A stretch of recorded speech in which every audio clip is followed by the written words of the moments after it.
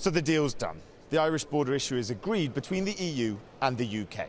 The solution that we found rests on four main elements. UK Prime Minister Boris Johnson insists this is a good replacement for the backstop. In his predecessor Theresa May's deal, the backstop was essentially an insurance policy that would keep goods free-flowing between the United Kingdom's Northern Irish territory and the Republic of Ireland, even if the two sides couldn't agree on a future trade deal after the withdrawal agreement came into effect. What's in this deal is the final deal.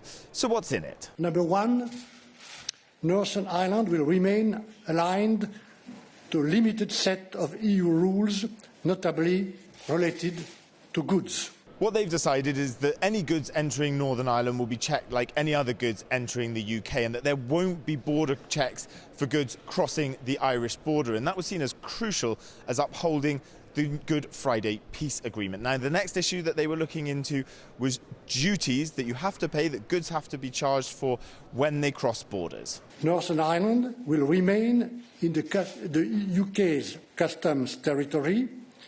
It will therefore benefit from the UK's future trade policy. But Northern Ireland will also remain an entry point into our single market. And to deal with that, Northern Ireland will have to charge businesses duties, EU duties, for goods that are entering their territory that are going to be destined for the European Union. And that's a way to avoid any border checks between Northern Ireland and the Republic of Ireland. Number three, we were working on the issue of VAT.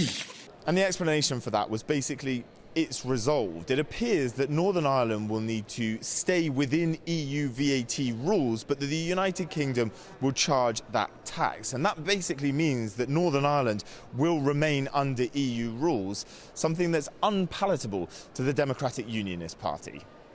And finally, number four, 4 years after the entry into force of the protocol, the elected representatives of Northern Ireland will be able to decide by simple majority whether to continue applying relevant union rules in Northern Ireland or not. So this is a vote where members of the Northern Irish Assembly will essentially get to vote on every 4 years on whether they want to keep the whole thing going or not. But what's controversial is that it's going to be done by simple majority and not by full community's consent, which is something the DUP was insisting on. It would have given them a veto to this deal. And because of that, they're saying that they're going to vote the deal down. The deal is being voted on in Westminster on Saturday, and Boris Johnson is going to have to hope that MEPs back it, because here in Brussels and around EU capitals, there is very little appetite to negotiate Brexit any further.